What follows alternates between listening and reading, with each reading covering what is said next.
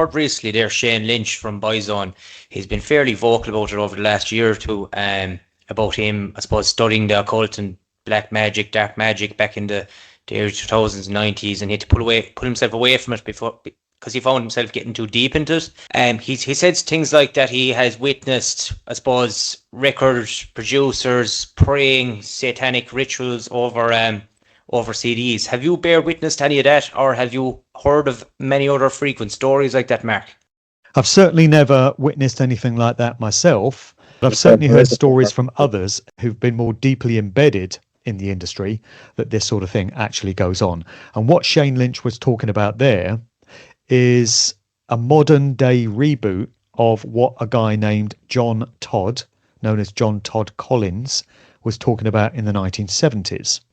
He came out of one of these important bloodline families. His allotted role was in the music industry.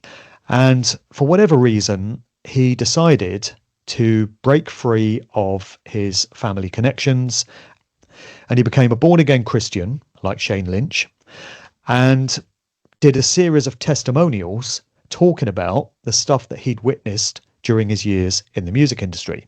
And in this particular one, he's talking about an encounter that he had with David Crosby.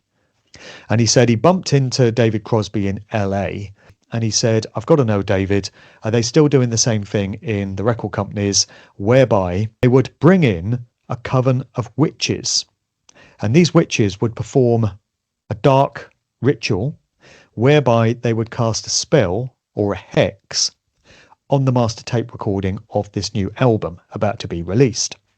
And in this anecdote, Crosby says, "Yeah, sure, you know that gets done." So that's what, according to John Todd Collins, was happening in the 1970s. And Shane Lynch says that he's seen modern day versions of this.